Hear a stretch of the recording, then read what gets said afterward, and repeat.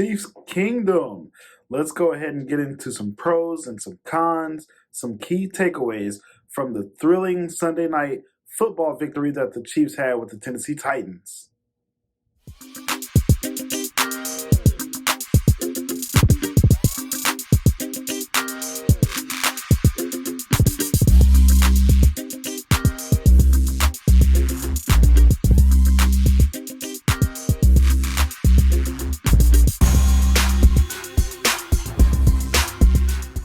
All right, now, Chiefs Kingdom.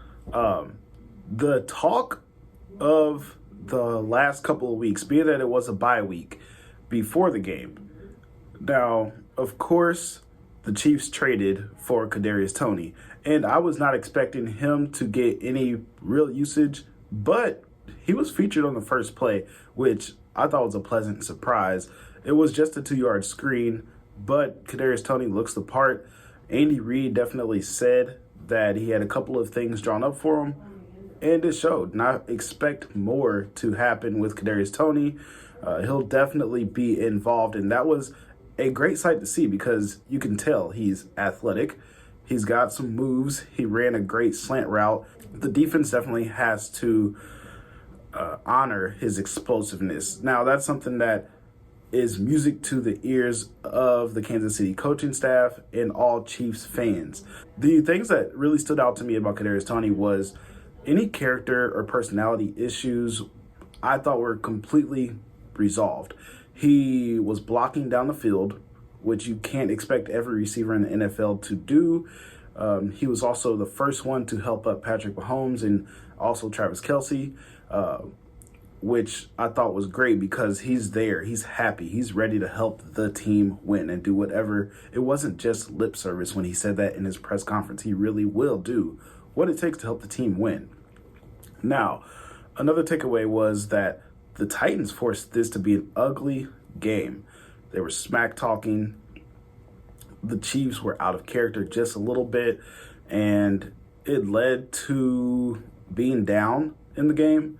It was definitely a playoff style game, and you heard a little bit of smack talk, and there was some bulletin board material. The Chiefs definitely gave into that, and they struggled much offensively in the game, and they were out of character until the fourth quarter. Now, overtime, what a way on the offense to be aggressive. Big catches from Travis Kelce. Juju had an amazing catch, which ended up leading to, I believe, his 4th and 1 play. So, also, Noah Gray, I think he's definitely making the most of his opportunities. Now, on defense in overtime, they gave Malik Willis pressure. Malik Willis, as a rookie, did not know where to go whenever his receivers and tight ends had a man around him. The Chiefs secondary did a good job with covering up the first reads.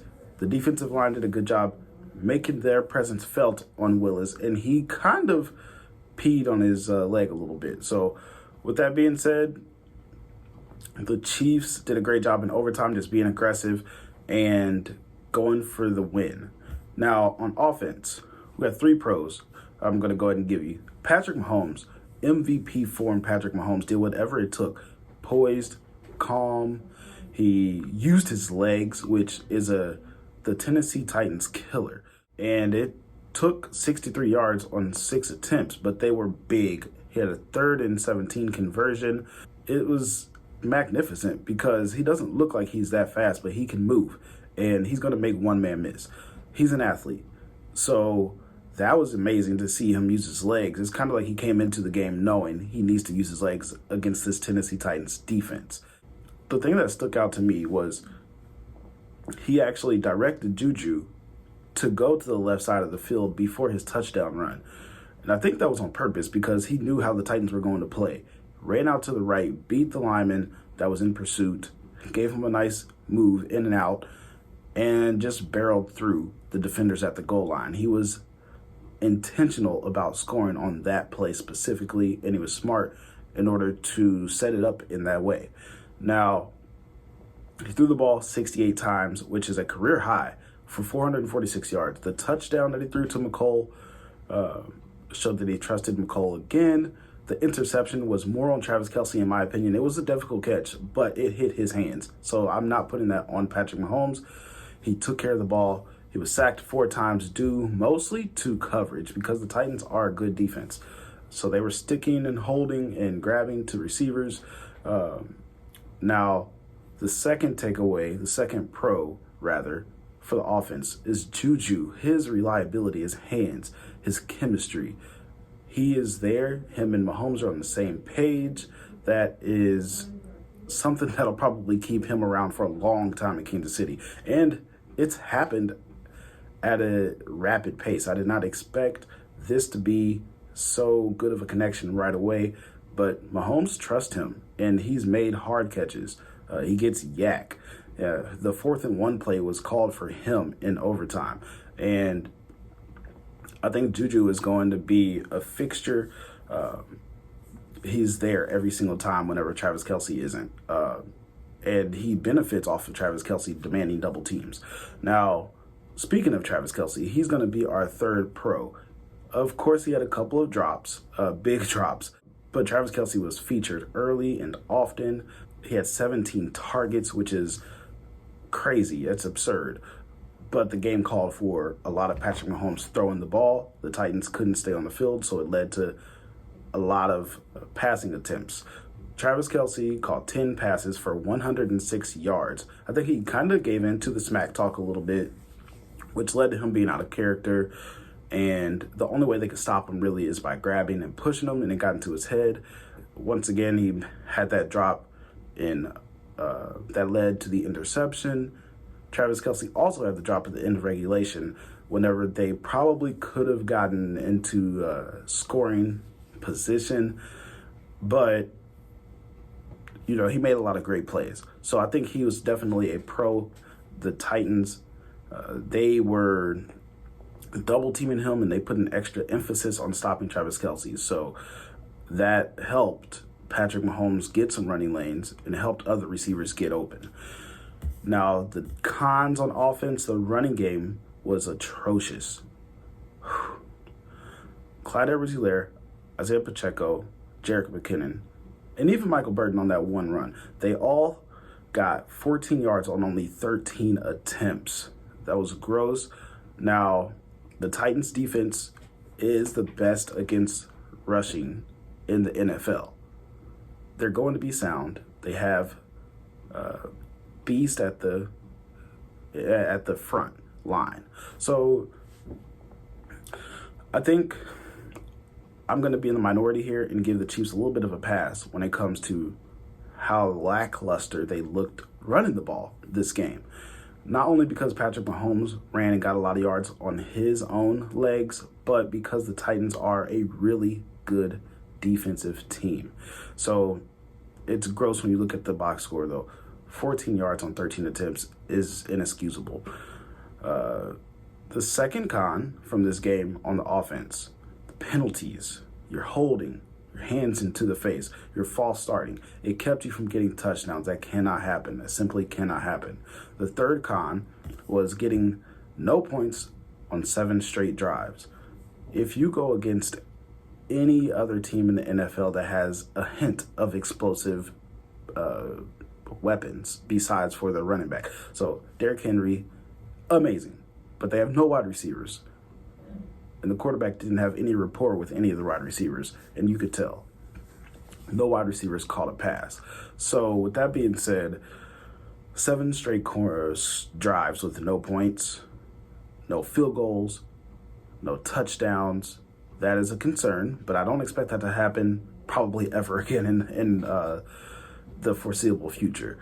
So that was on the offense. To defense, 3 pros that I saw in the game against 3 pros that I saw here in the game against the Titans. In the second half, they stepped up big time. They didn't let any big plays happen. Malik Willis, for some reason, the Titans stopped running the ball with him, and it helped the Chiefs a lot. That was extremely beneficial because they could just focus on their defensive line getting pressure. They were focused on stopping Derrick Henry, and it worked. They couldn't get the ball to him more than what they probably should have, but the Chiefs were the reason. They were stuffing him on first down for only a few yards, which forced the Titans to at least drop back and act like they would pass the ball. The coverage was extremely good. They were sticking to the wide receivers. Even L'Jarius Sneed was out there. He had a magnificent pass breakup as well.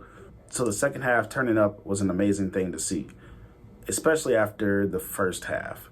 The second pro is Nick Bolton. He didn't pop out as far as the stats go. He only had 3 tackles, but Nick Bolton made plays that didn't necessarily show up on the stat sheet.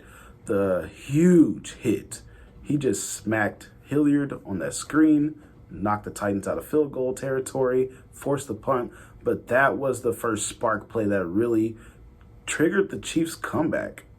It was a play where the Titans were getting some movement. Nick Bolton just had the stadium going crazy whenever he hit Hilliard behind the line of scrimmage on the screen play and just knocked him just clean. So his other play I noticed was whenever he blew up the backfield and forced Derrick Henry to bounce the ball, and it actually set up a great solo tackle from Joshua Williams, who I was impressed with, coming up and making a stop on the physical Derrick Henry. But he did it largely just because Nick Bolton was there and forced the play to happen in that way. The second defensive con, Chris Jones lining up in the neutral zone. And if you noticed after the game, he and Shannon Sharpe, they had a quick jab back and forth, because Chris Jones does make a lot of times that one play where you are like, why? Why did you do that? That play was 3rd and 5. It was 3rd down, 5 yards to go. It allowed Derrick Henry to actually score on Wildcat formation because they were off the field. They were going to have to kick a field goal. But Chris Jones' penalty allowed a new set of downs in the red zone, which you cannot afford to the Tennessee Titans. You know how that's going to end. The third con, let's go ahead and say it. I don't want to because I've been rooting for this guy. Juan Thornhill did not look good. I thought he was going to be all-pro, Pro Bowl caliber this year. He's not quite making plays, but this was the first game I really thought he looked bad. He was late in filling the lanes, which should be your main responsibility when you're facing the Titans. They're not going to beat you over the top often at all. He let Austin Hooper moss him. He was hip-to-hip with a tight end that's not going to be faster than you. Turn around, look at the ball, try to at least get a breakup, interception, whatever you can. It was a great pass, so I don't think he would have gotten the interception, but there's no reason to only have one tackle, and also there's no reason for you to let Austin Hooper catch the ball over you when you're hip-to-hip with him. At least make a play. So they were in the red zone when that happened, and that was not a good look. Special teams, you are getting part of this as well.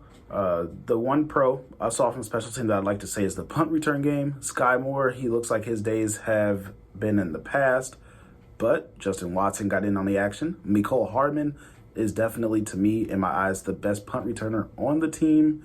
He has the speed, the feel. He's the one person where I'm like, okay, he might break this. So that was something that Kadarius Toney will probably be involved and rotate in.